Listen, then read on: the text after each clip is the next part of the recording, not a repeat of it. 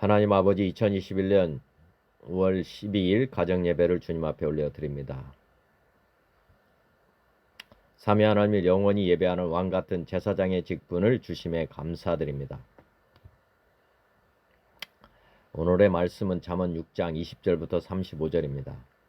내 아들아, 내 아비의 명령을 지키며 내 어미의 법을 떠나지 말고 그것을 항상 내 마음에 새기며 내 목에 매라. 그것이 내가 다닐 때에 너를 인도하며 내가 잘 때에 너를 보호하며 내가 깰 때에 너와 더불어 말하리니. 대저 명령은 등불이요 법은 빛이요 훈계의 책망은 곧 생명의 길이라. 이것이 너를 지켜 악한 여인에게 이방 여인의 혀로 호리는 말에 빠지지 않게 하리라. 내 마음에 그의 아름다움을 탐하지 말며 그 눈꺼풀에 홀리지 말라. 음료로 말미암아 사람이 한 조각 떡만 남게 됨이며 음란한 여인은 귀한 생명을 사냥함이니라.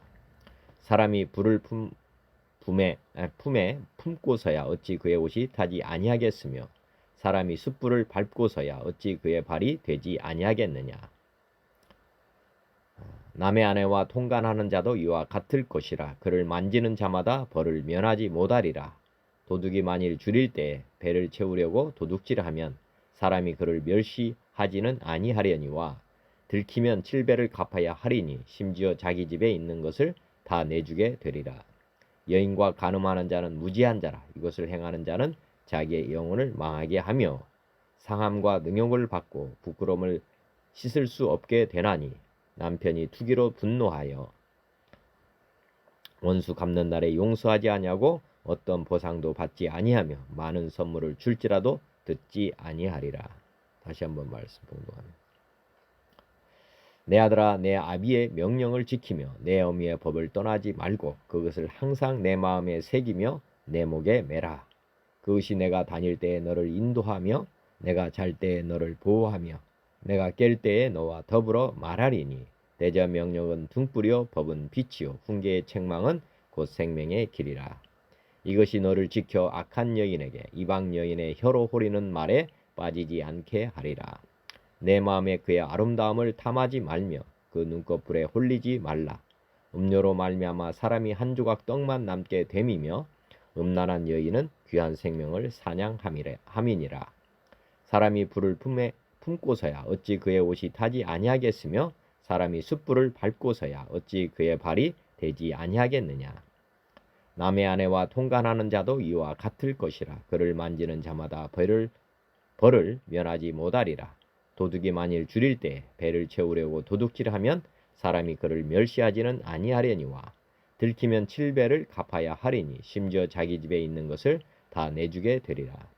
여인과 간음하는 자는 무지한 자라. 이것을 행하는 자는 자기의 영혼을 망하게 하며 상함과 능욕을 받고 부끄러움을 씻을 수 없게 되나니 남편이 투기로 분노하여 원수 갚는 날에 용서하지 아니하고 어떤 보상도 받지 아니하며 많은 선물을 줄지라도 듣지 아니하리라. 찬송가 421장 내가 예수 믿고서. 내가 예수 믿고서 제사함 받아 나의 모든 것 다 변했네. 지금 내가 가는 길 천국 길이요 주의 피로 내 죄가 씻겼네. 나의 모든 것 변하고 그 피로 구속 받았네. 하나님은 나의 구원 되시오니 내게 정죄함 없겠네. 주님 밝은 빛 되사 어둠에 찌니 나의 모든 것 다 변했네. 지금 내가 주 앞에 온전케 됨은 주의 공로를 의지함일세. 나의 모든 것 변하고 그 피로 구속 받았네. 하나님은 나의 구원 되시오니 내게 정죄함 없겠네. 내게 성령 임하고 그 크신 사랑 나의 맘에 가득 채우며 모든 공포 내게서 물리치시니 내 맘 항상 주 안에 있겠네. 나의 모든 것 변하고 그 피로 구속받았네. 하나님은 나의 구원 되시오니 내게 정죄함 없겠네. 아멘. 428장 내 영혼의 햇빛 비치니 내 영혼의 햇빛 비치니 주 영광 찬란해. 이 세상 어떤 빛보다 이 빛도 빛나네. 주의 영광 빛난 광채 내게 비춰 주시옵소서. 그 밝은 얼굴 배울 때 나의 영혼 기쁘다. 내 영혼에 노래 있으니 주 찬양합니다. 주 귀를 기울이시사 다 듣고 계시네. 주의 영광 빛난 광채 내게 비춰 주시옵소서. 그 밝은 얼굴 배울 때 나의 영혼 기쁘다. 내 영혼의 봄날 되어서 주 함께 하실 때 그 평화 내게 깃들고 주 은혜 곱히네. 주의 영광 빛난 광채 내게 비춰 주시옵소서. 그 밝은 얼굴 배울 때 나의 영혼 기쁘다. 내 영혼의 봄날 되어서 주 함께 하실 때 그 평화 내게 깃들고 주 은혜 곱히네. 주의 영광 빛난 광채 내게 비춰 주시옵소서. 그 밝은 얼굴 배울 때 나의 영혼 기쁘다. 내 영혼에 희락이 있고 큰 소망 넘치네.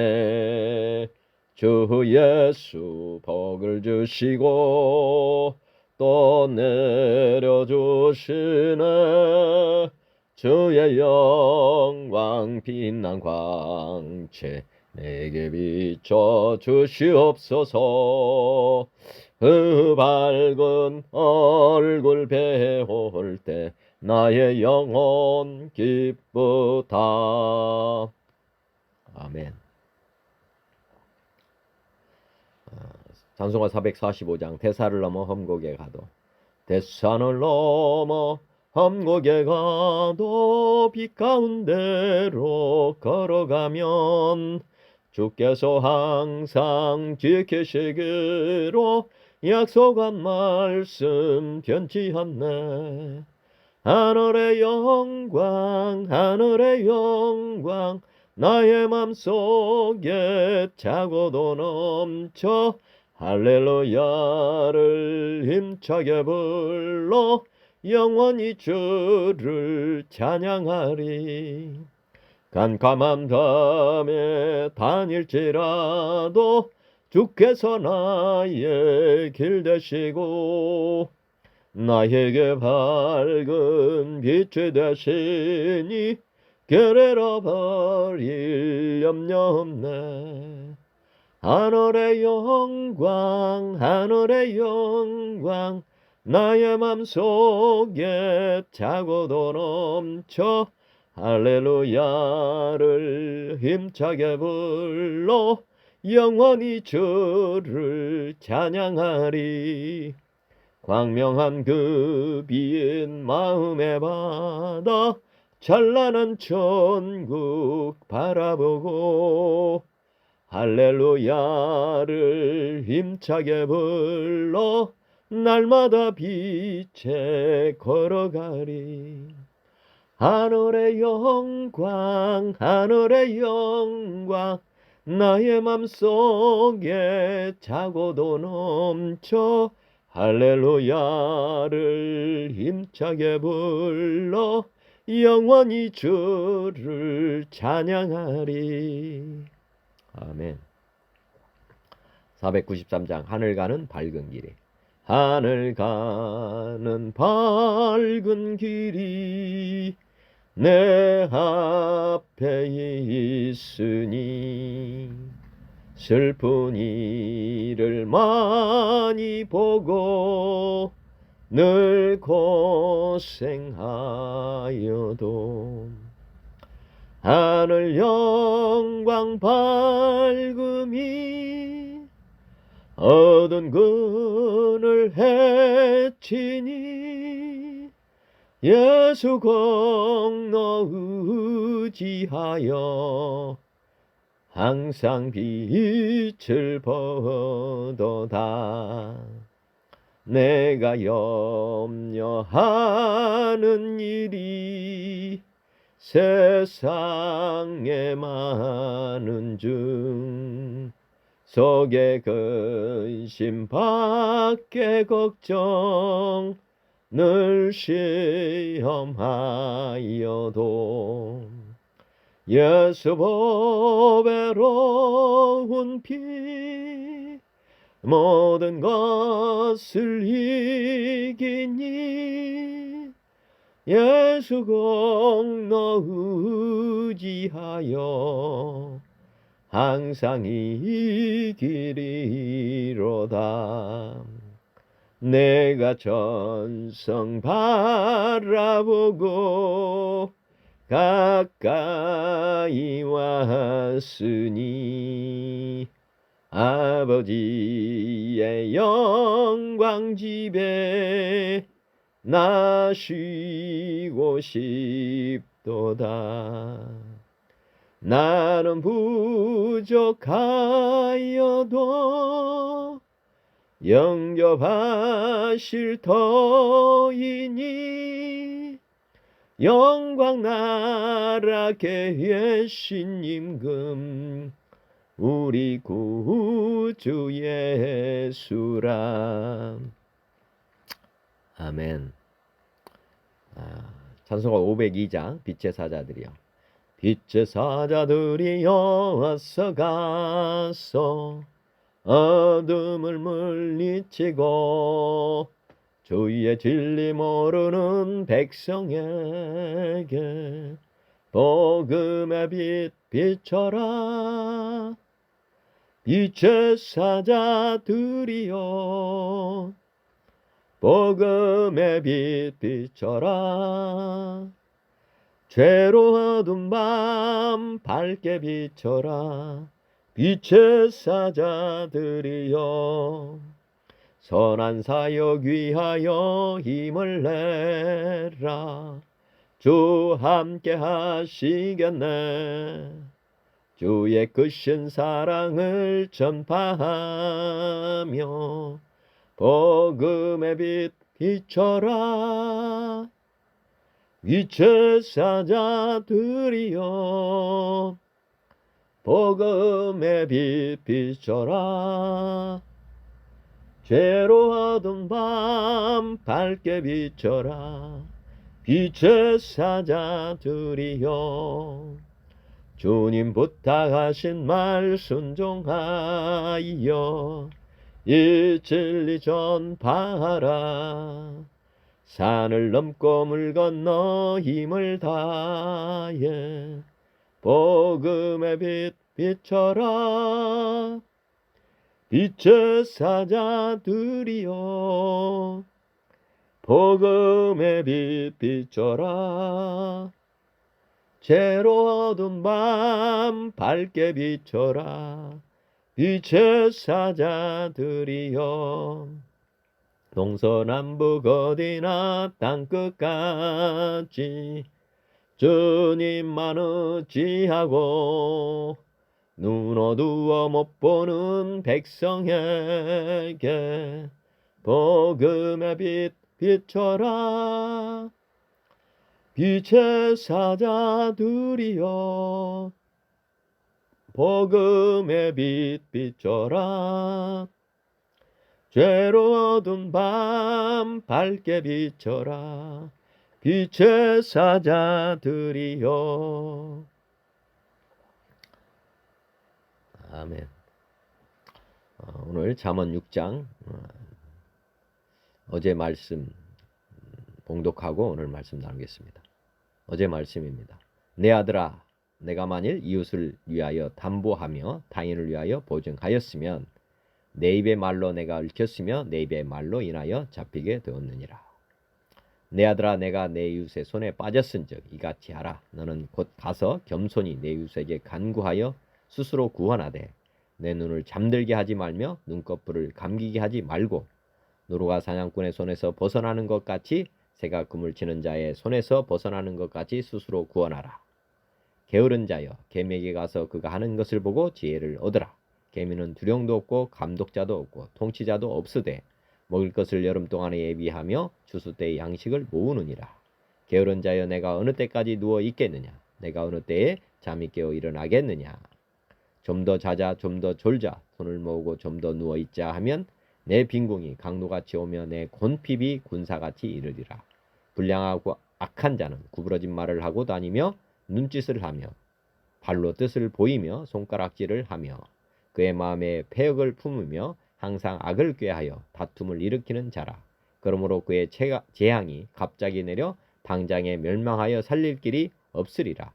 여호와께서 미워하시는 것 곧 그의 마음에 싫어하시는 것이 17가지이니 곧 교만한 눈과 거짓된 혀와 무죄한 자의 피를 흘리는 손과 악한 계교를 꾀하는 마음과 빨리 악으로 달려가는 발과 거짓을 말하는 망령된 증인과 및 형제 사이를 이간하는 자이니라. 오늘의 말씀. 내 아들아, 내 아비의 명령을 지키며 내 어미의 법을 떠나지 말고 그것을 항상 내 마음에 새기며 내 목에 매라.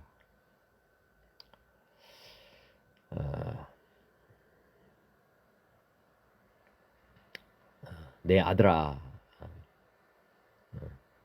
어린 아이에게 아비가 지금 하시는 말씀이라고 보시면 됩니다.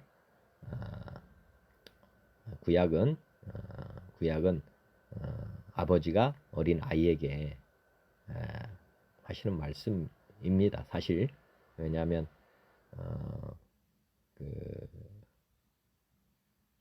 구약은 거듭나지 않은 자식들이에요.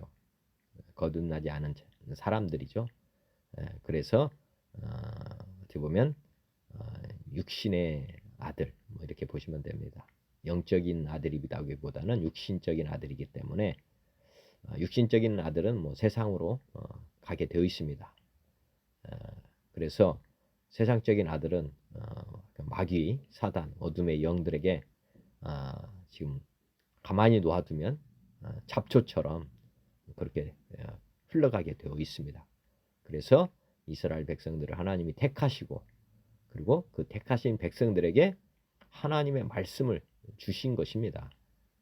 그리고 지금도 이제 어린아이에게 똑같죠. 어린아이에게 아침마다 자조심해라. 뭐 이렇게 이제 부모가 당부하는 것과 똑같은 말씀을 지금 하시는 것입니다. 그래서 내 아비의 명령을 지켜라. 내 어미 법을 떠나지 말아라. 그리고 항상 내 마음에 새기며 내 목에 매라. 유치원 가는 아이에게 뭐 이름표 붙여주고 그다음에 주소 붙여주고 뭐 이런 거나 지금 똑같이 지금 그런 심정으로 우리 하나님 아버지께서 지금 이스라엘 백성들에게 지금 이렇게 훈계하고 있는 것입니다.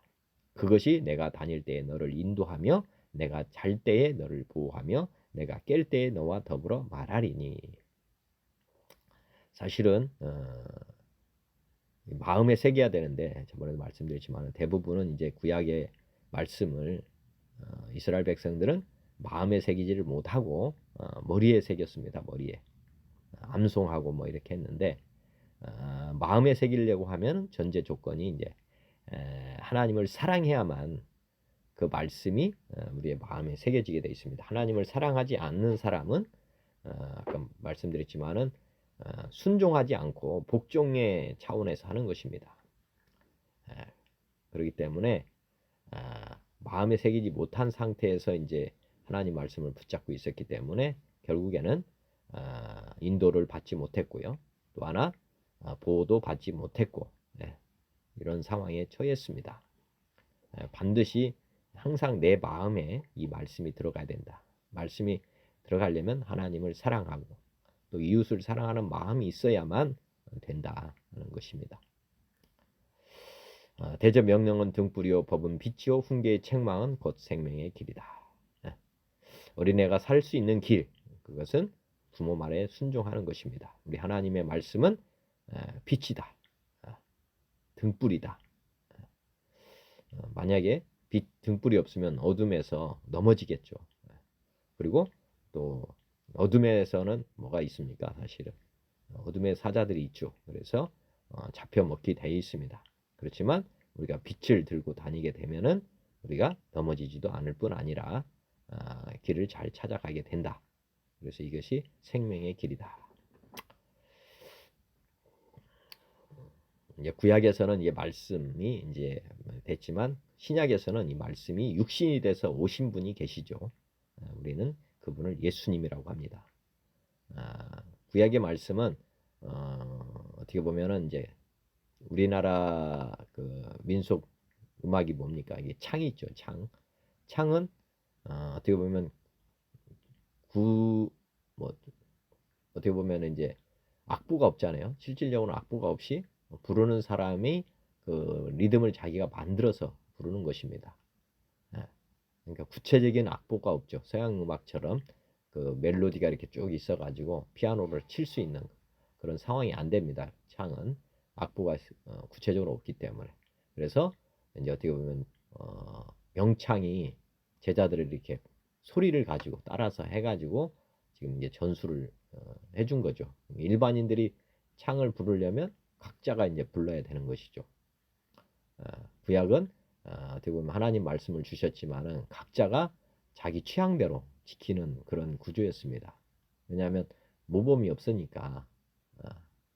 그렇지만 이제 신약에서는 말씀이 육신이 돼서 오신 분이 계십니다. 그분이 예수님이시고 그분이 이제 내가 곧 길이다 그러시고 우리를 따라오라. 그래서 어떻게 보면은 이제 구약의 율법이 어떻게 보면 지킬 수 있는 모범이 되는 악보를 이제 우리가 볼 수 있는 것이죠. 말씀은 이렇게 지키는 것이다. 그래서 사실 구약만으로는 이제 어떻게 보면 불완전한 것입니다. 우리가 말씀을 잘 지키는 데는 불완전하기 때문에 예수님께서 신이 말씀이 육신이 돼서 오셨습니다. 구약의 말씀을 입고 오신 거죠. 그래서 어떻게 보면 이제 프로그램화 뭐 이렇게도 볼 수 있습니다. 우리는 그래서 말씀이 실제 움직이는 것을 그러니까 악보가 있으면 모든 사람들이 부를 수 있잖아요. 그죠? 악보가 있으면 다 부를 수가 있습니다. 마찬가지로 신약 예수님을 통해서는 우리가 말씀을 생명의 길을 다 갈 수 있다. 뭐 이렇게 보시면 되겠습니다. 24절 이것이 너를 지켜 악한 여인에게 이방 여인의 혀로 호리는 말에 빠지지 않게 하리라. 하여튼 구약에서 이 하나님이 아들들에게 계속해서 이제 경고하는 부분 중에 하나가 이제 악한 여인, 이방 여인의 간음이라든지 뭐 음욕 뭐 이렇게 빠지지 않도록 지금 계속 하고 있습니다. 왜냐하면 사실은 이게 굉장히 인생에 있어서는 중요한 문제이기 때문에 아마 구약에서 잠언에서는 이 악한 여인, 이방 여인에게 좀 주의하라고 또 특별히 더 당부하는 것입니다. 저도 제 자녀가 있다 보니까 사실 인생 중에서 가장 큰 문제 중에 하나가 사람을 만나는 것이고 그 중에서도 이제 가정을 세우려면 이제 어떤 사람을 배우자로 택하느냐가 그 가정을 온전하게 세울 수도 있고 온전히 망가뜨릴 수도 있고 또 가정을 또 이룬다 할지라도 또 가정을 이룬 이후에 남녀가 어떻게 하느냐에 따라서 가정이 또 파산날 수도 있고 그렇게 아니 될 수도 있습니다.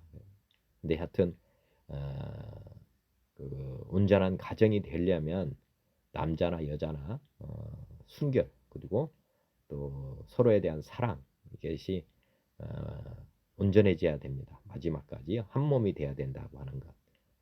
한 몸이 되기 위해서는 끊임없는 서로에 대한 신뢰, 그다음에 사랑이 전제가 되어야 됩니다.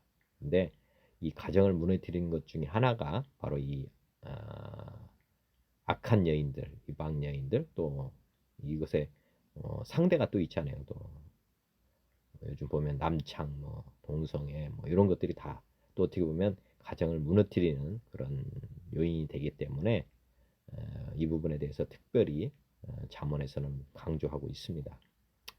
내 마음에 그의 아름다움을 탐하지 말며 그 눈꺼풀에 홀리지 말라. 음녀로 말미암아 사람이 한 조각 떡만 남게 됨이며 음란한 여인은 귀한 생명을 사냥함이라. 네. 결과를 지금 바로 말하고 있습니다.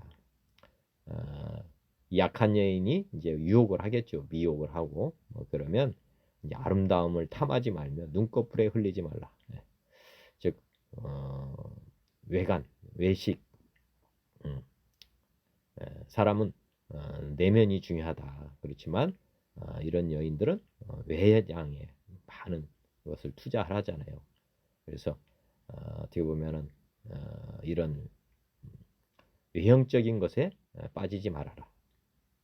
만약에 이런 악한 여인으로서 이렇게 과장하고 접근한 사람에게 사로잡히게 되면 나중에는 한 조각 떡만 남게 되고 생명을 잃게 된다는 것입니다.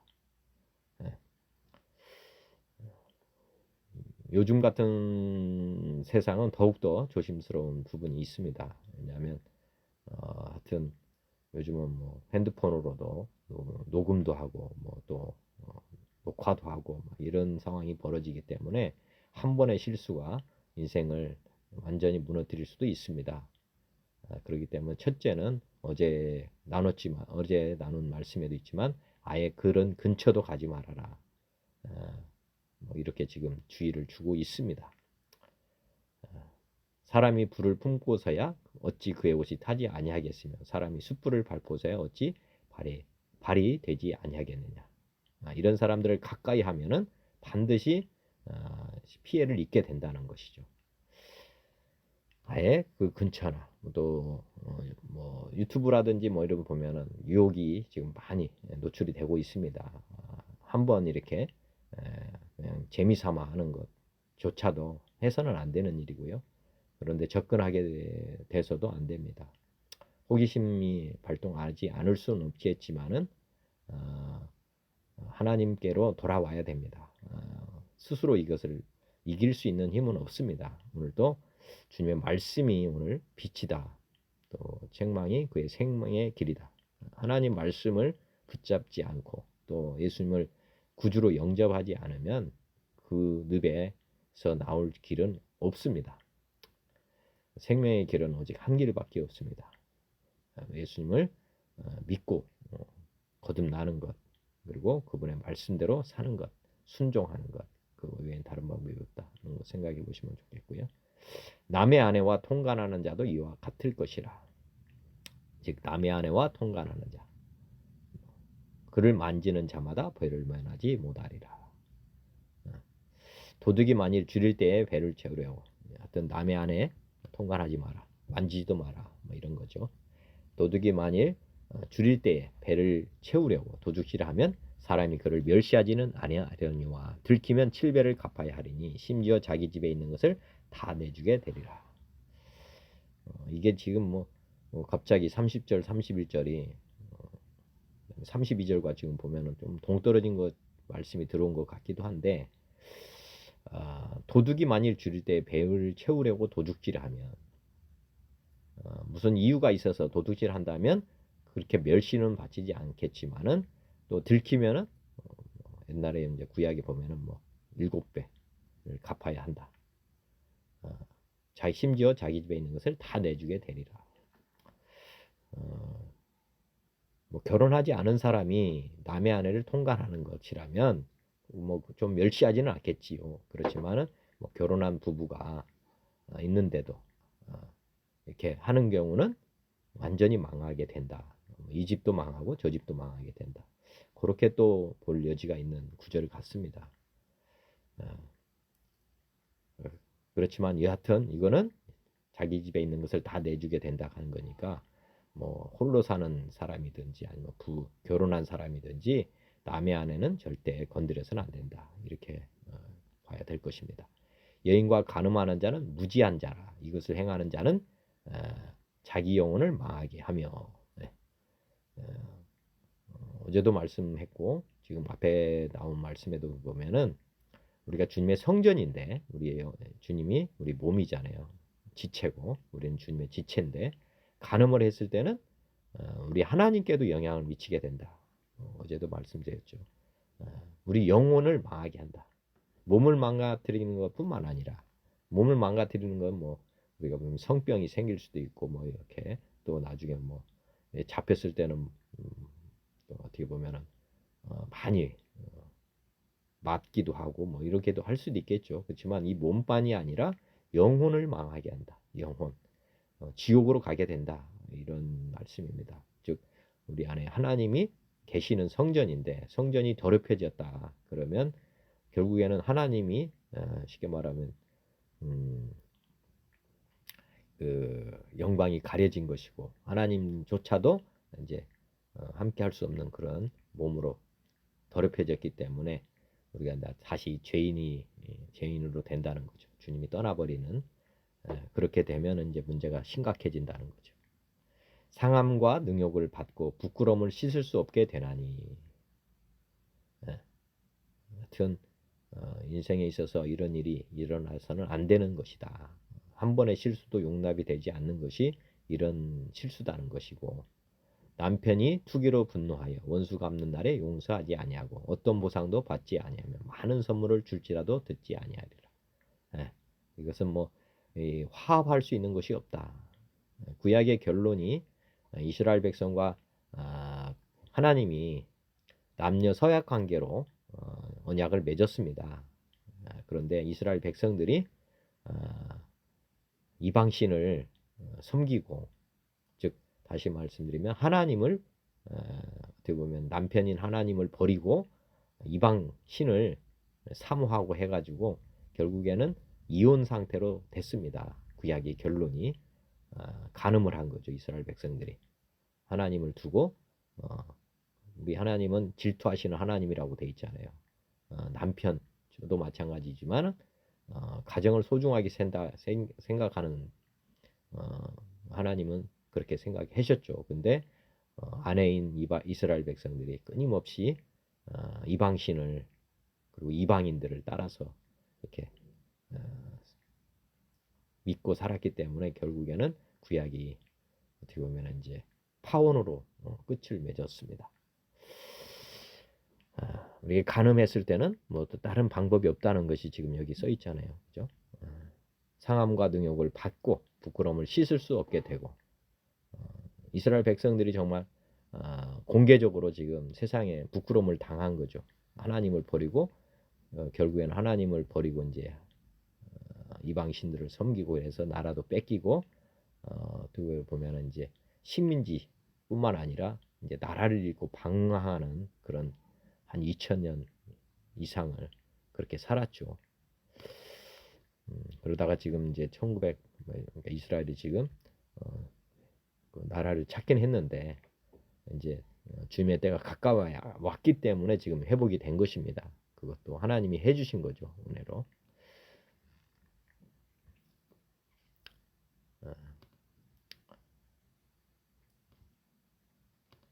자, 오늘 생명의 길에 대해서 한번 제가 우리 하나님이 우리에게 생명의 길을 안내해 주셨습니다. 한번 그림을 통해서 한번 보면 좋겠습니다.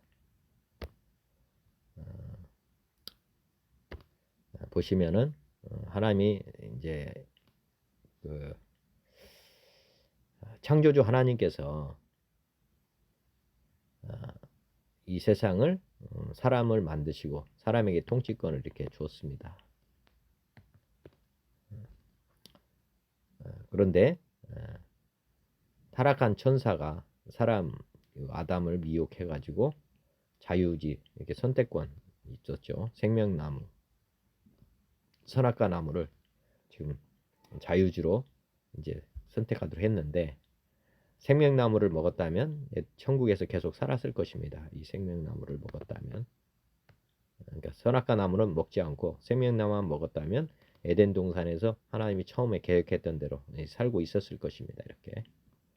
그런데 생명의 길을 버리고 선악과를 따먹음으로 말미암아서 결국에는 이제 죄가 됐고 타락한 천사 이제 타락한 천사가 이제 주위에 천사가 있었는데 그 중에 하나가 이제 타락했습니다. 그게 이제 마귀죠, 마귀. 마귀가 이제 사람을 미혹했고 그래서 이제 생명나무 대신에 선악과 나무를 따먹게 했고 그래서 사람이 이제 이 세상으로 이제 내려왔고 이 세상은 지금 마귀가 타락한 마귀가 있었고 그 사람 밑으로 이제 사람이 구속이 된 것입니다. 그래서 어둠 가운데 처했던 이 사람들.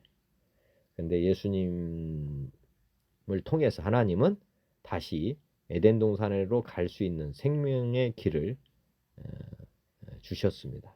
두 번째 이제 보면은 여기 보시면은 이 타락한 사람에게 이제 여기서 사랑하는 사람들에게 예수님이라는 분을 통해서 다시 생명의 길을 안내해 주시고 있습니다. 그런데 예수님을 영접한 사람은 예스 하고 영접하지 않으면은 다시 이제 지옥으로 이렇게 지옥 사망의 길로 가버리는 이게 이제 첫 번째 선택권을 아담은 잘못 선택을 했고요. 자유주의 선택권을 잘못 선택해서 이렇게 됐고 이제 여기에 있는 우리 사람들이 이제 선택권을 다시 옵션이라고 할 수 있는데 예수님을 이제 믿으면 다시 생명의 길로 가고 그렇지 않으면 사망의 길로 간다. 이거를 이제 우리 하나님 말씀대로 살면 생명의 길로 돌아가는 것이고 그렇지 않으면 이제 사망의 길로 간다. 우리 하나님께서는 지금 이제 보시면은 하나님과 사람이 이렇게 이제 쉽게 말하면 죄로 말미암아서 이렇게 분리가 되고 떠났습니다. 그런데 6,000년 전, 지금부터 6,000년 전에 하나님께서 아브라함 믿음의 조상이라고 할 수 있는 아브라함에게 찾아오셔가지고 일방적으로 택하시죠. 그래서 이제 믿음의 조상 아브라함이 됐고 유대인들이 이제 한 2,000년 동안 그렇죠. 한 2,000년 동안을 이제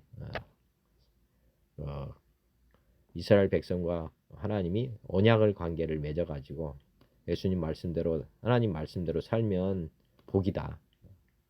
그랬지만 여기서 실패를 하죠. 이스라엘 백성들이 실패를 하고 그래서 예수님이라는 분을 기다리다가 이제 예수님께서 이제 친히 오시죠.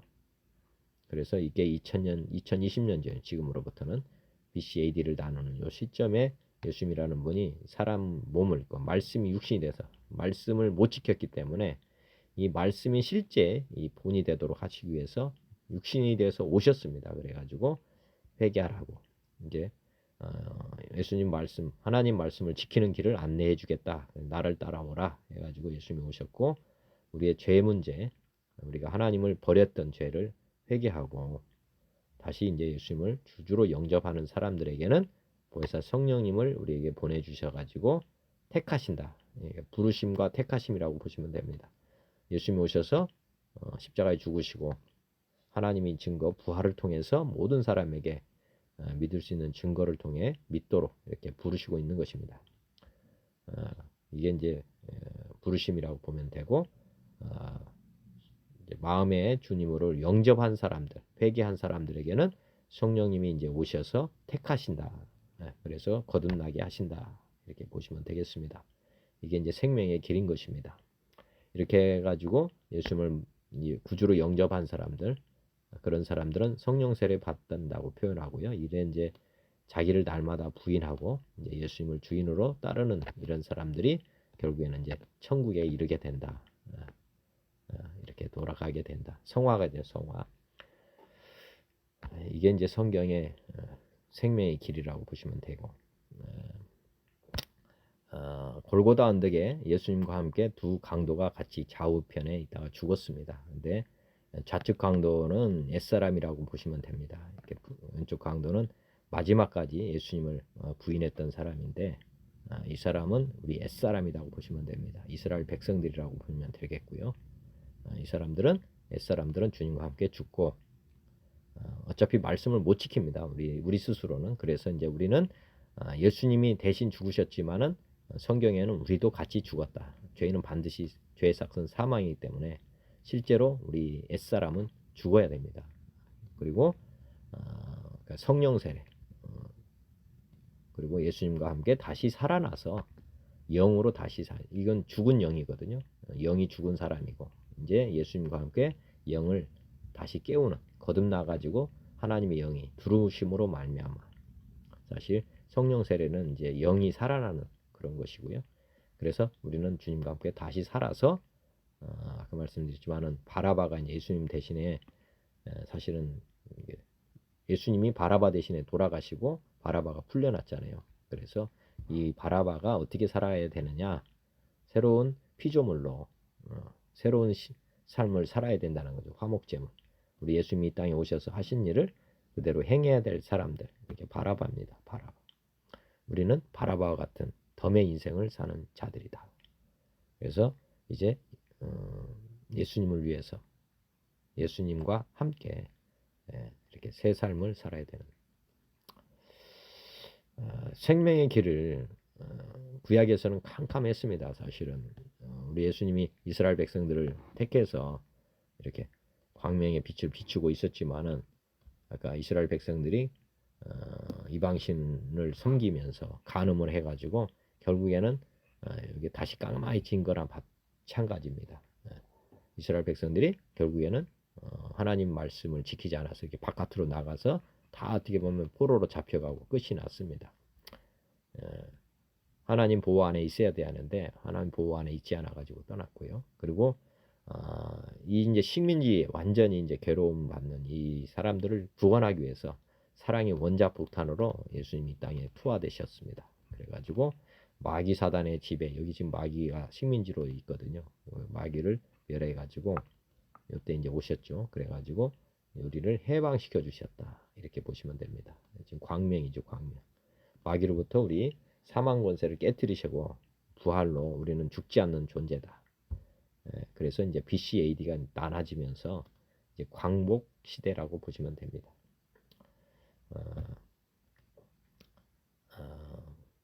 예수님은 사람이냐 하나님이냐, 그 부분 결정적인 증거는 부활입니다. 부활. 사도행전 17장 보면은 알지 못하던 시대는 하나님이 허물치 아니했지만은 이제는 어디든지 사람을 다 명하사 회개하라 하셨으니 이는 정하신 사람으로 하여금 천하를 공의로 심판할 날을 작정하시고 이에 그를 죽은 자 가운데서 다시 살리신 것으로 모든 사람에게 믿을 만한 증거를 주었다. 그래서 예수님 오시기 전에는 종교를 허용했습니다. 허물치 않았다는 거죠. 아브라함, 브라만교, 석가모니, 공자, 이런 성인이라고 할 수 있는 거죠. 성인. 이런 사람들을 통해서 사람들을 인도해 가서 행위로 구원받을 수 있는 길이 열려 있었습니다. 그렇지만 예수님이 이 땅에 오시고 나서는 믿을 만한 증거, 부활을 통해서 예수님은 사람이 아닌 하나님이시다. 구약에 예언된 말씀을 다 이루신 분. 그래서 역사의 주관자라고 하는 증거가 이제 부활입니다. 부활. 그래서 예수님이라는 분을 이제 믿지 않으면 이제 예수천당 불신축, 이게 이제 지금 선포되고 있는 것입니다. 그래서 예수님 이후에 이제 태어나는 모든 사람들은 이제 요거는 이제 폐해진 거고, 구약에 있었던 모든 종교들은 다 폐해진 거고, 이제 예수님밖에는 길이 없습니다. 생명의 길은 오직 예수님을 통해서만 가는 길이다. 그렇게 해서 지금 이렇게 공의로 심판한다고 선포를 했고, 믿지 않으면 지옥 간다고 지금 선포하고 있습니다. 그래서 요때 들어온 사람들은, 요때 태어난 사람, 예수님 이후에 이제 태어난 사람들은 예수님을 나의 주, 나의 하나님으로 다 영접해야만 생명을 얻게 된다는 것이 이제 성경에서 우리에게 지금 가르쳐 주고 있는 말씀인 것입니다.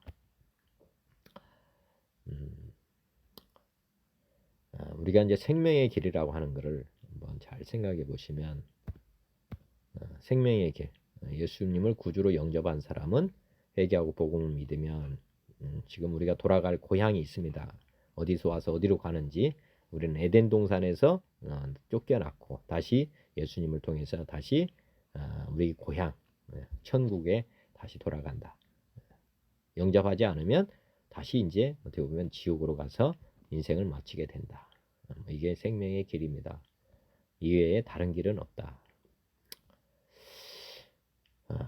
생명의 길 한번 강조해서 드립니다. 이게 생명의 길이라는 게 천국에서 삼위 하나님이 이렇게 계셨죠. 삼위 하나님 그분 중에 한 분이 이제 우리 땅에 오셨습니다. 그래가지고 마귀 사단을 이 세상은 어둠이었고 마귀 사단에 이제 사로잡혔던 사람들 이 사람들을 위해서 십자가에 죽으시고 부활하셔서 돌아가셨습니다. 다시 하늘나라로 가셨고 불신자가 예수님을 믿겠다고 하면 이제 보혜사 성령님을 이렇게 보내주셔가지고 거듭나게 하시고 그다음에 나중에 죽으면 부활하게 하시는 성령님 죄의 회개와 하나님 영접하면 이렇게 해서 우리가 다시 온전한 사람으로 다시 살 수 있는 길이 열리는 것이고 회개하지 않으면 그러면 다시 이제 한번 떨어졌고 더 나쁜 곳으로 이렇게 지옥으로 다시 돌아간다 떨어진다 이렇게 보시면 되겠습니다. 그러니까 생명의 길을 택할 것이냐 아니냐 이거는 아까 부활을 통해서 믿을 만한 증거 부활이 사실이라면 믿는 것이 지혜로운 것입니다.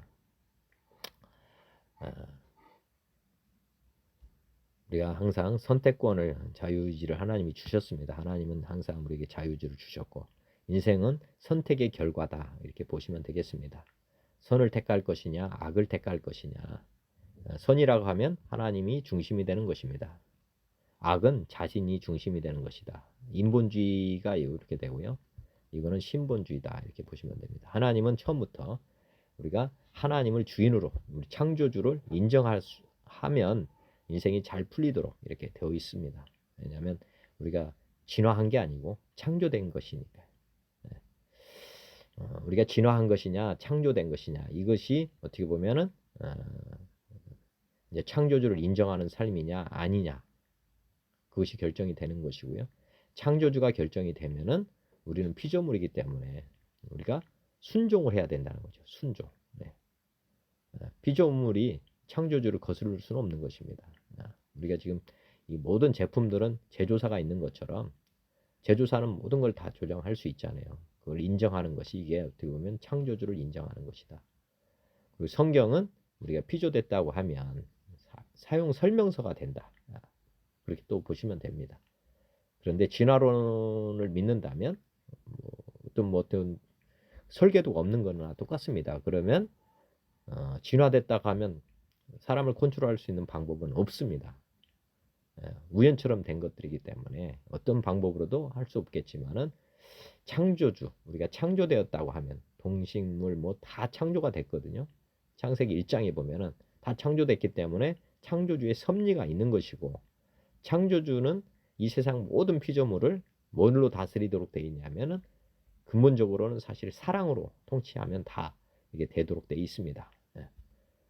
처음부터 그렇게 어떻게 보면은 구조를 짰고 설계가 그렇게 되어 있고 그 다음에 사랑으로 다 통치되도록 이렇게 만들어져 있는 것입니다. 그래서 하나님이 세상을 이처럼 사랑하사 이렇게 사상을 사랑했기 때문에 만든 것이고 이 세상은 사랑받기 위해 다 존재한다 이렇게 이해하시면 됩니다. 그래서 우리가 이 땅에서 사는 것 이유는 에덴 동산에서 쫓겨날 때 근본적인 이유는 뭐 선악과를 먹어서 내려온 게 아니고 사실은 아담이 사랑에 대해서 몰랐기 때문에 사랑을 배우는 과정을 지금 하나님은 이렇게 예정하셨다 보시면 됩니다. 그래서 이 땅에 와서 다시 천국으로 가려고 하는 사람이라면 이 땅에서 해야 되는 과업이 있다면 사랑하는 것을 배우는 것입니다. 사랑하는 것을 배우는 사람만 천국으로 다시 돌아갈 수 있는 것이다. 왜냐하면 지금 내려온 목적이 사랑을 배우도록 하기 위해서 이 땅에서 지금 고난을 겪고 있는 거거든요. 가정생활, 자녀와의 관계 뭐 이런 것들이 다 결국에는 아가페적인 하나님에 대한 사랑을 어떻게 보면 배울 수 있는 공간이라고 보시면 됩니다. 그 직장에서도 마찬가지고 그 어디서든지 사랑으로 사실은 이 사랑을 가지고 했을 때 모든 문제가 다 해결이 됩니다. 그렇지만 미움이라든지 원망, 뭐 불평, 뭐 이렇게 이런 것이 나오면은 그 어떤 문제가 해소가 되지 않고 더 커집니다. 그래서 선택권 행사는 하여튼 하나님이 중심이 되고 또 하나님에 대한 사랑, 이웃사랑 이렇게 보시면 됩니다.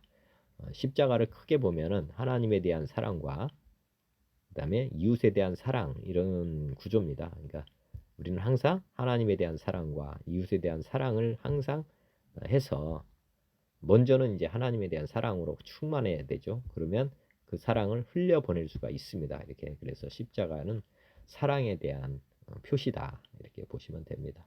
하나님 사랑, 이웃 사랑에 대한 표시다. 그것이 우리의 목표다 하는 것 보시면 되겠습니다. 인생의 매 순간의 선택은 인생이라고 하는 건 매 순간의 선택의 결과다. 문제를 바라볼 때 문제를 딱 봤잖아요. 그러면 이거 문제를 바라보면 보면 이렇게 보면 됩니다. 문제가 터졌다. 그러면 사랑의 문제입니다. 사랑의 문제. 모든 거는 사랑의 결핍으로 나오는 거예요. 사랑의 결핍이거든요. 다 문제는. 그래서 선택은 사랑을 선택할 거냐, 사랑. 아니면 사랑이 아닌, 사랑하지 않는 것. 그러면 아까 이게 지옥으로 가는 것이고요. 어떤 문제든지 사랑을 근저, 하나님에 대한 사랑, 이웃에 대한 사랑, 뭐 만물에 대한 사랑, 이런 사랑의 동기로 이 문제를 풀면 다 풀리게 된다. 그런데 사람, 우리가 주인이 돼서 이렇게 보면은 뒤에 나오니까 한번 넘어가겠습니다. 하여튼 사랑을 가지고 가야 되고, 그다음에 이게 이제 보면은 예수님이 주인이냐, 내가 주인이냐, 항상 이거 생각해 보면 선택권인데 이 선택권 혼에서 일어나거든요. 영혼 육인데 사람은 영과 혼과 육이 있습니다.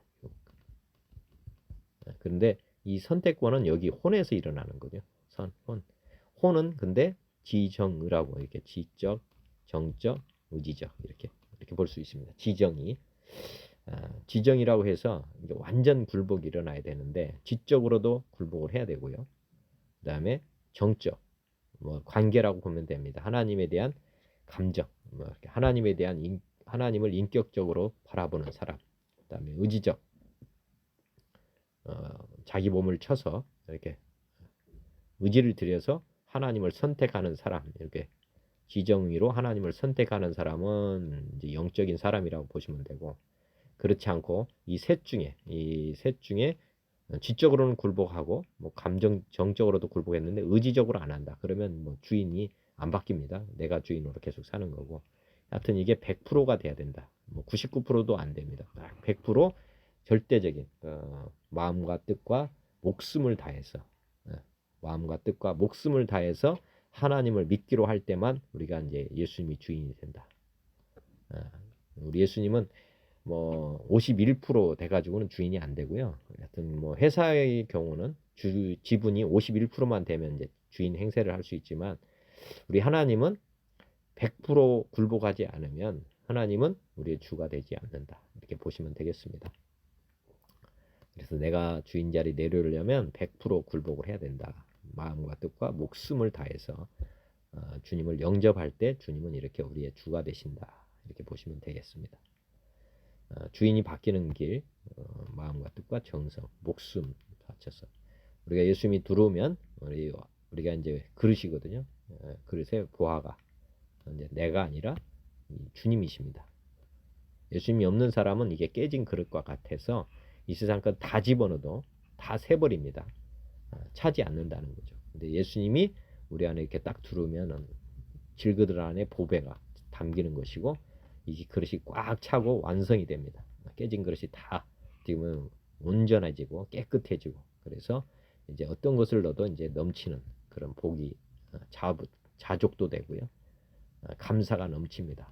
예수님이 주인 됐을 때, 온전한 주인이 됐을 때 이런 우리는 질긋 내 안에 너 있다 뭐 이랬는데, 우리 사람이 가장 보배롭게 되는 길은 우리 안에 가장 값 있는 것을 채웠을 때입니다. 이 세상에서 가장 값 있는 존재가 뭐냐, 한번 생각해 보시기 바랍니다.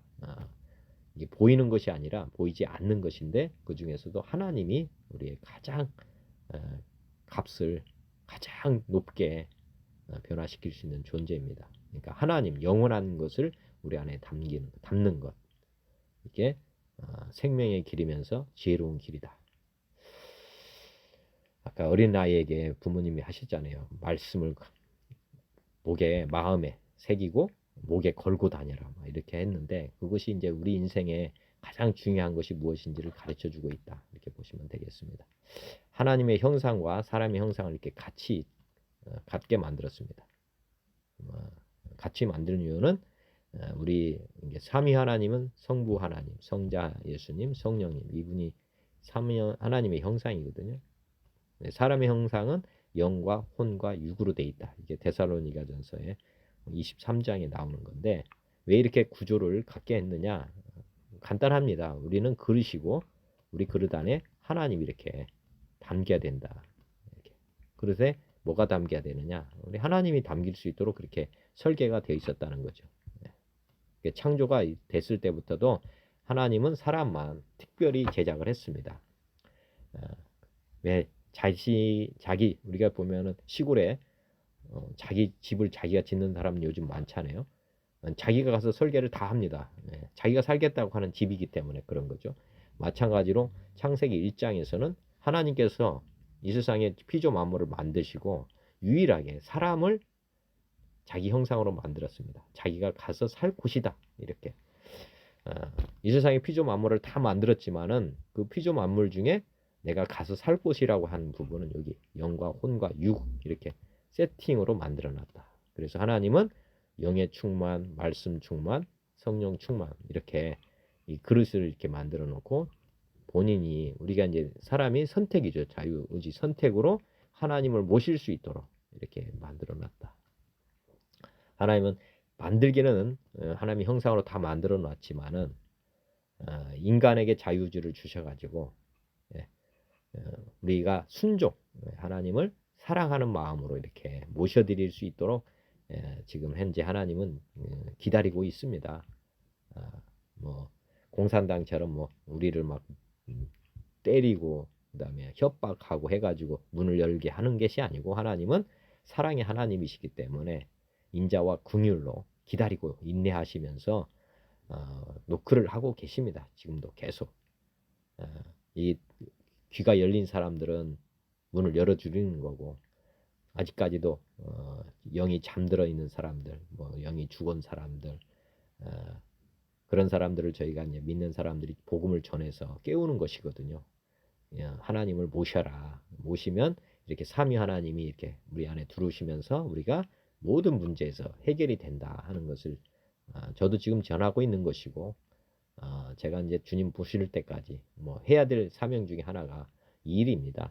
우리 하나님을 모셔라. 모시면 우리 영과 혼과 육이 온전히 어떻게 보면 변화가 된다. 그리고 우리 모든 문제가 근본적으로 해결이 된다 하는 것.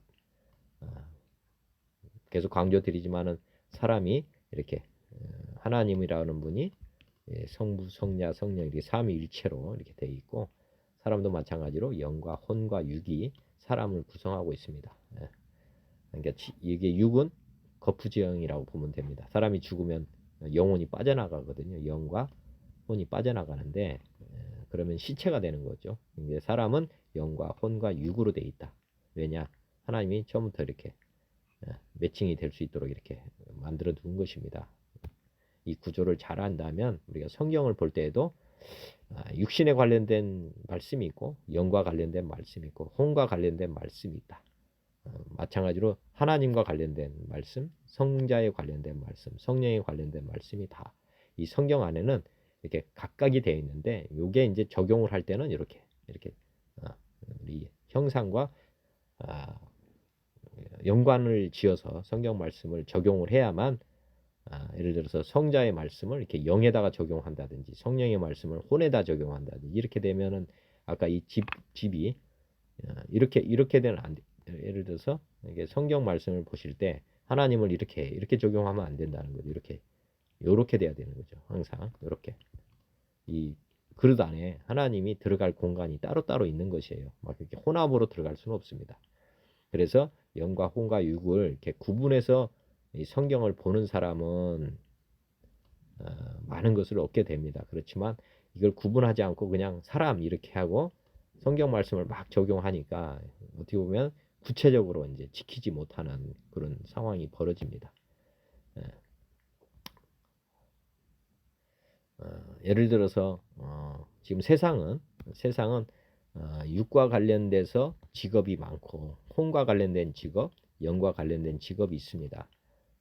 육과 관련된 게 뭐 음식으로 한다든지 운동을 하고 뭐 질병 뭐 이런 것들이 육신과 관련된 직업들이거든요.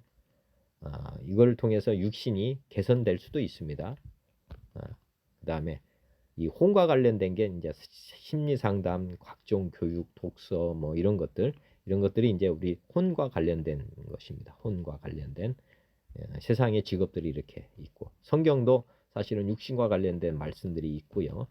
뭐 아까 이제 오늘 간음하지 말라라든지 뭐 이런 것들은 다 여기에 관련된 거, 게으르지 마라 뭐 이런 것도 어떻게 보면 이 육에 관련된 거라고 보시면 되고 더러운 걸 먹지 마라 뭐 이런 것도 성경에는 이 육체에 대한 것으로 또 볼 수 있고요. 그다음에 혼과 관련된 것, 말씀을 매일 먹어라 뭐 이렇게 하는 것도 요거는 이제 혼과 관련된 것입니다. 혼. 그다음에 영과 관련된 것은 뭐냐면 너가 주인이냐, 죄가 뭐냐 뭐 이렇게 지금 하는 것이나 똑같습니다. 영은 이제 이건 영과 관련된 직업이라 하면 이제 종교라고 보시면 됩니다. 종교. 부처 뭐 이런 것들, 자기주도 뭐 이런 것들이 이제 주인과 관련된 누가 주인이냐, 신본주의냐, 인본주의냐, 그다음에 종교라는 것들이 사실은 이제 어떻게 보면 자기 주도이면서 신을 만드는 거잖아요. 우상을 만든다든지 뭐 이런 것들은 다 이 영과 관련된 세상 일입니다. 성경에서도 영과 관련된 말씀이 많이 있습니다. 우리가 거듭난다든지 뭐 이런 거 다 영과 관련된 거거든요. 주인이 바뀐다는 것, 뭐 이런 것들, 성령 세례 뭐 이런 것은 어떻게 보면 영과 관련된 일이다. 그리고 날마다 구원을 이루라 뭐 이렇게 됐다면 이건 이제 혼과 관련된 일이고요. 날마다 교육을 해라는 것이니까. 우리가 이제 인생을 어떻게 바라보느냐. 사실은 지금 여기에 컴퓨터로 보면 우리 인생의 주인은 누구냐. 그 다음에 컴퓨터에 프로그램이 무엇이 깔려 있느냐. 그 다음에 이 하드웨어는 용량이 어떻게 되느냐. 이게 이제 영, 혼, 육이라고 이렇게 보실 수 있습니다. 그래서 문제를 개선할 수 있는 최선의 길은 뭐냐면 주인을 먼저 바꾸는 것이다. 어린애가 계속 컴퓨터를 한다면 아무리 소프트웨어를 업그레이드하고 새로운 프로그램을 깔아도 별 의미가 없잖아요. 그죠? 그리고 이 어린애가 앉아 있는데 뭐 이 하드웨어를 뭐 용량을 완전히 넓힌다. 흔들 아무 의미가 없습니다. 그래서 1번은 이 주인을 바꾸는 것이다. 우리가 주인이 아니라 창조주 하나님을 주인으로 앉히면 그다음에 이 주인이 이제 소프트웨어를 깔겠죠. 그러면 이게 소프트웨어가 이제 하나님 말씀을 깔게 되는 것이고요.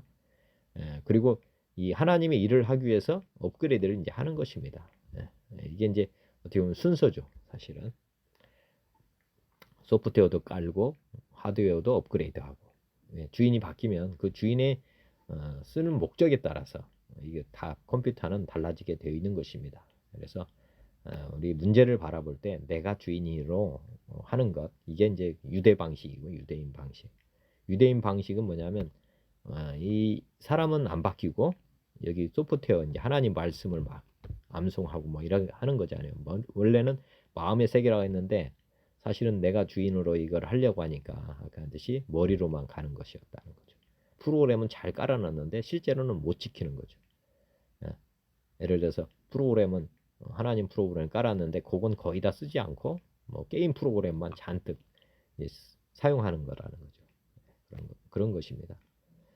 그래서 이제 구약에서는 실패했고 신약에서는 아예 이제 예수님을 주인, 창조주, 컴퓨터를 만드신 분이 이제 앉아서 이제 이 일을 하니까 뭐 잘 될 수밖에 없잖아요, 그죠? 그래서 우리가 생명의 길을 가려면 우리가 주인을 먼저 바꾸는 것이다.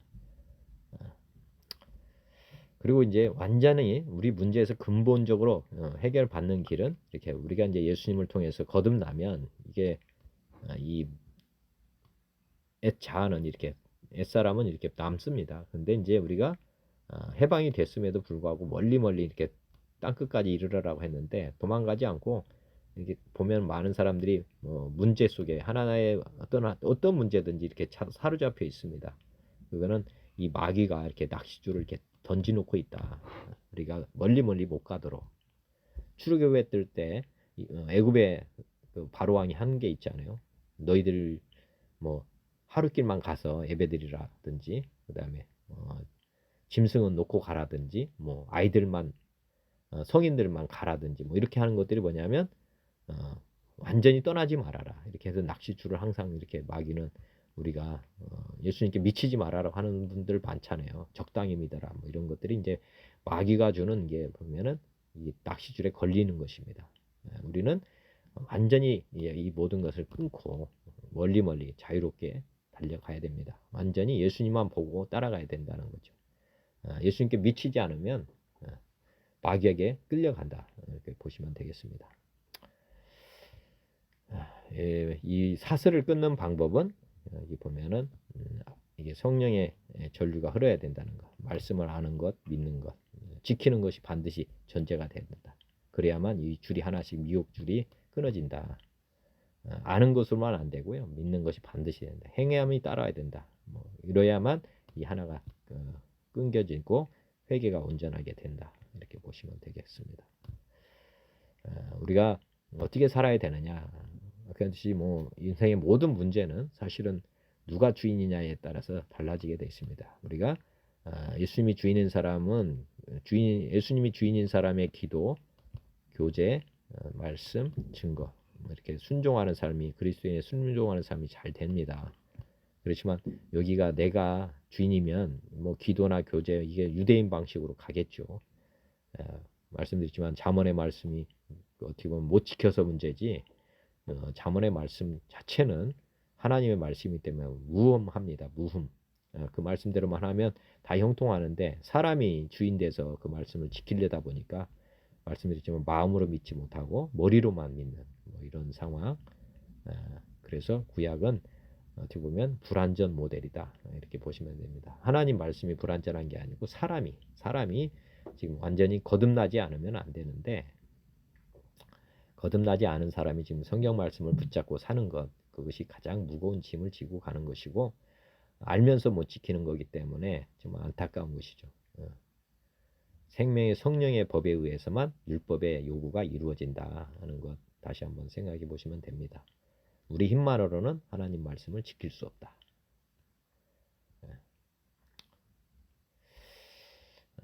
지금 우리가 회개를 하고 살아야 됩니다.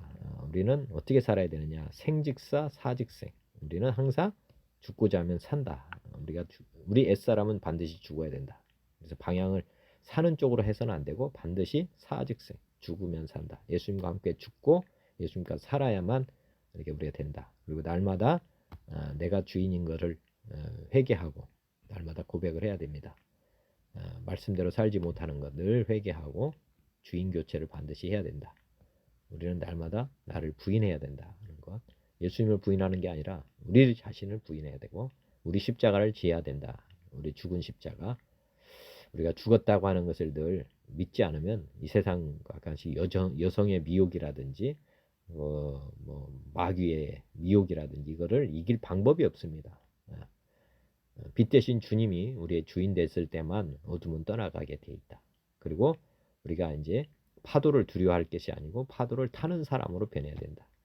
우리가 예수님을 믿더라도 환경이 바뀌는 건 아닙니다. 우리가 이제 주인이 바뀌어 있는 상태이기 때문에 이 세상 모든 문제는 아까 말씀드렸지만 사랑을 통해서 모든 것을 해결할 수 있게 되어 있습니다.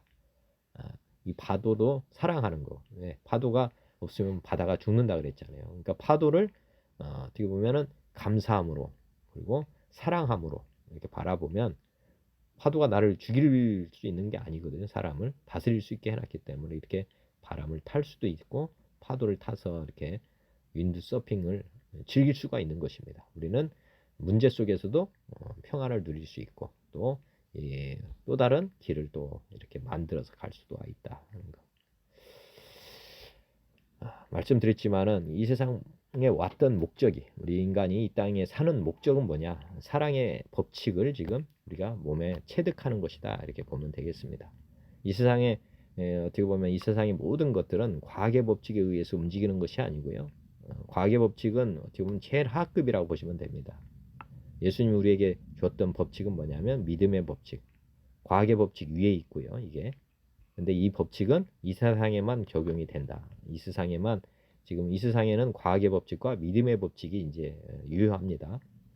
그런데 소망의 법칙도 여기도 다 포함이 되겠죠. 사랑의 법칙까지 여기 전체적으로는 믿음, 소망, 사랑은 이 세상에도 다 유효한 법칙이고 그런데 이제 천국까지 이르게 하는 소망의 법칙이 있다는 거죠.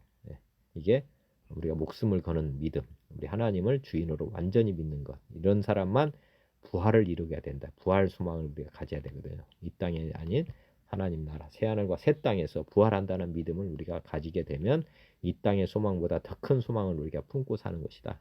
그래서 반드시 소망은 이 땅에다가만 가지고 있어서는 안 되고 새하늘과 새 땅까지 간다고 하는 부활 소망을 반드시 가져야 된다. 또 하나는 우리가 에덴 동산에 가는 조건은 사랑의 법칙이다. 사랑, 아가페 사랑. 사랑도 여기 보면 자기 사랑, 뭐 그다음에 친구 간의 사랑, 그다음에 뭐 아가페 사랑 뭐 이렇게 볼 수가 있습니다. 우리가 이 사랑이 사랑의 크기라고도 볼 수 있고요.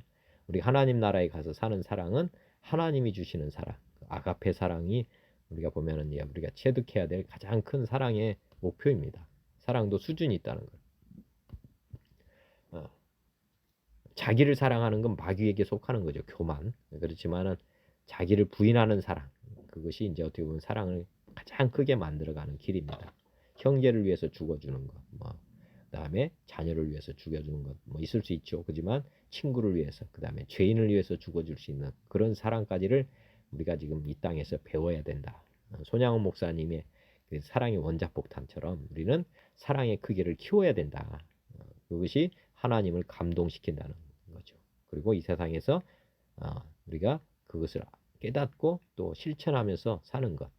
우리가 부활 예수님을 전하는 것은 사실은 그런 아가페적인 사랑을 깨달은 사람이 하는 것입니다.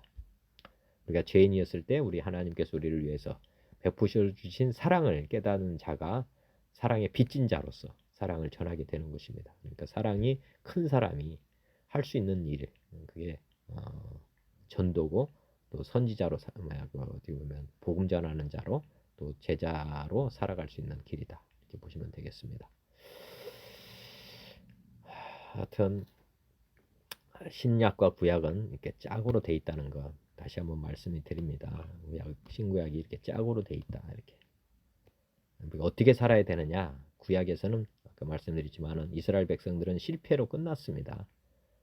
이스라엘 백성을 지금 애굽에서 홍해바다, 그다음에 요단강 건너서 가나안에 들어왔지만은 가나안에 살 때 하나님이 왕이 아니었고, 그다음에 제사장들이 제대 역할을 못했고, 선지자들이 하나님 보낸 선지자들의 말을 이스라엘 백성들이 무시함으로 말미암아서 결국에는 이혼으로 끝나버렸다고. 여기서 이혼으로 끝났죠.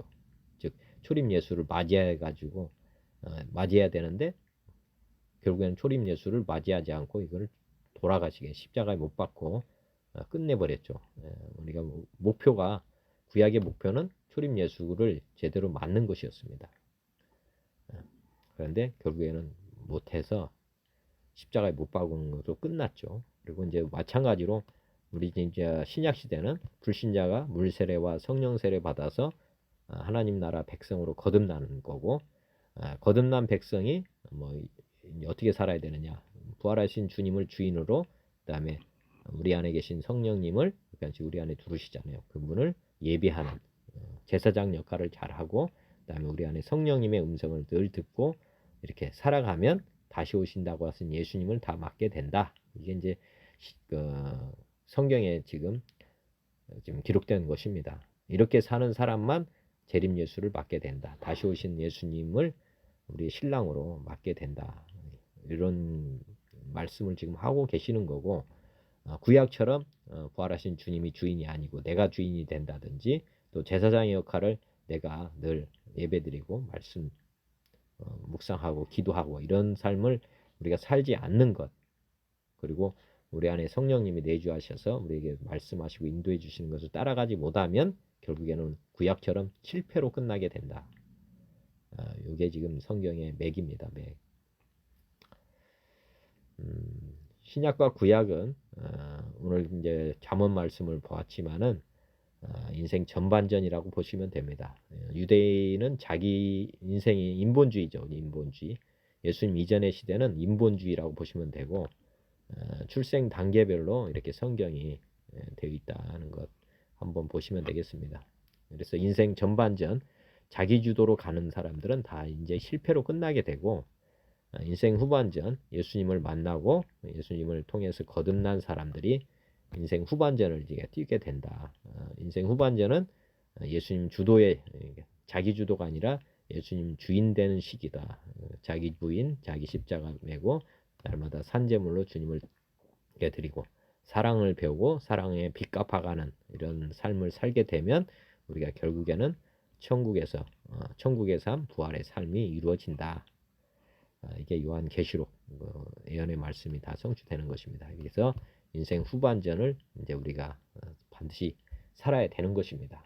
그래서 인생 전반전, 후반전에 대해서도 생각해 보시면 좋겠습니다. 내가 지금 후반전을 뛰고 있는 건지 아니면 지금도 여전히 전반전을 뛰고 있는 것인지.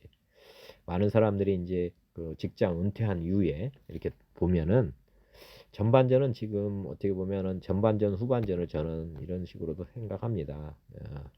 인생에서 전반전은 돈을 모으는 시기다. 이 땅에서 목표가 이제 자기가 잘 되는 거라고 보시면 되고요. 인생 후반전은 불의한 청직이라고, 이게 불의한 청직이거든요. 재물을 자기 것처럼 쓰는 사람이고, 이제 선한 청지기로 변해야 되는데, 이때는 이제 직장에서 은퇴한 이후로는 어떻게 보면은 이제 전반전으로 계속 뛰면 안 되고, 이제 환전하는 게다. 갈 준비를 하는 것, 갈 준비. 우리 주님 앞에 갈 준비를 해야 되거든요. 그러면 전반전에 뛰었던 걸 가지고 이제 어떻게 보면 천국으로 이렇게 환전이라고 하죠. 환전. 돈을 이 땅에서 쌓을 것이 아니고 하나님 나라에 쌓아야 되잖아요. 이렇게 천국 이민 가려면은 돈을 바꿔야지 미국을 가서 사는 거지. 한국 돈을 가지고 간다는 건 어리석은 거잖아요. 그러니까 전반전에 가졌던 그 경험이라든지 전반전에 뛰면서 내가 주인으로 살면서 실패했던 것들, 또 아까 이제 불의한 청기기로 이제 재물 쌓았다면 그것들을 다 이제 천국 가기 위해서 이제 환전, 이제 쉽게 말하면 베풀면서 나눠주면서 사랑을 하면서 그렇게 하면서 이제 선교하고 또 제자 양육하고 뭐 이렇게 하면서 이제 갈 준비를 하는 거거든요. 이게 이제 지혜입니다. 지혜.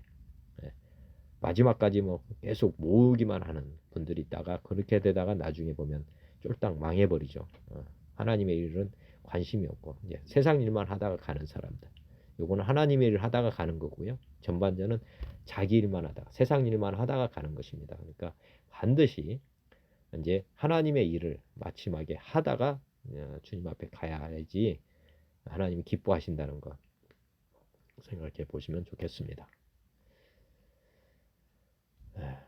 하나님 아버지, 오늘도 깨달음 주셔서 감사합니다. 제 삶이 주님의 말씀대로 주님의 뜻대로 사는 삶이 되도록 은혜를 베풀어 주옵소서. 예수 그리스도의 이름으로 기도드립니다. 아멘. 하늘에 계신 우리 아버지여, 이름이 거룩히 여김을 받으시오며 나라가 임하시오며 뜻이 하늘에서 이루어진 것 같이 땅에서도 이루어지이다. 오늘 우리에게 일용할 양식을 주시옵고 우리가 우리에게 죄진 자를 사하여 준 것 같이 우리 죄를 사하여 주시옵고 우리를 시험에 들게 하지 마시옵고 다만 악에서 구하시옵소서. 나라와 권세와 영광이 아버지께 영원히 있사옵나이다. 아멘. 주님 고맙습니다. 감사합니다. 좀 영원히 사랑합니다.